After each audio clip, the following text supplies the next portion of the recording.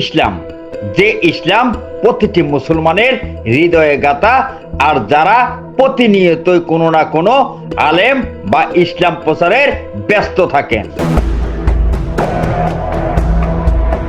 তবে কোন সময় তাদের মাঝে মধ্যেও কিছু কিছু অসামাজিক কার্যক্রম পাওয়া যায়, যেমন শহীদুল ইসলাম, যার কাজ ইসলাম প্রচার করা এবং মাদ্রাসা শিক্ষকতা, এমনকি সাধারণ যারা ইসলাম সম্পর্কে ধারণা নেই তাদেরকে ইসলামের দিকে নিয়ে আসা। সাধারণত মানুষ বা স্থানীয়রা তাদেরকে আলেম বা মাওলানা বলেন। তাদের সম্মান সব সময় সাধারণ মুসলমানের চেয়েও একটু বেশি।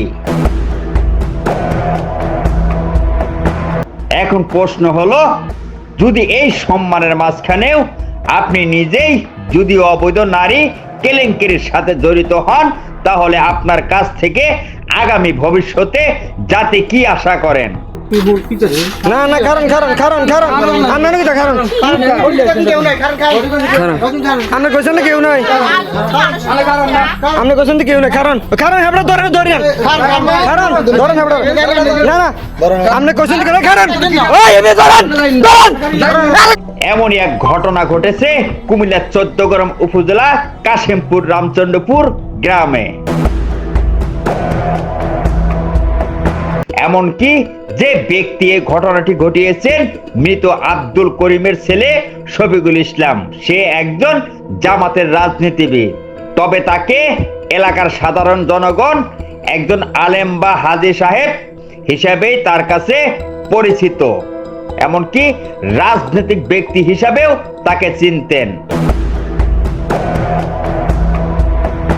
আর এর মাঝে গতকাল রাতে মোবাইল দোকানদার সবুজ মিয়ার বাড়িতে এক নারীর সাথে আপত্তিকর অবস্থায় আটক হন এলাকাবাসীর হাতে।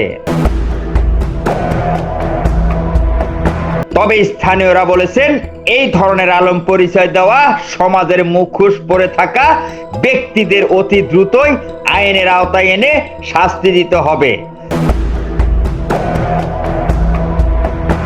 তার সাথে আগামী ভবিষ্যতে যেন এই ধরনের আলেমের আর কোনো অনৈতিক কাজের সাথে জড়িত না থাকতে পারে, এ বিষয়ে সাধারণ জনগণ সচেতন থাকতে হবে। মোহাম্মদ রেজা, কুমিল্লা ক্রাইম বার্তা।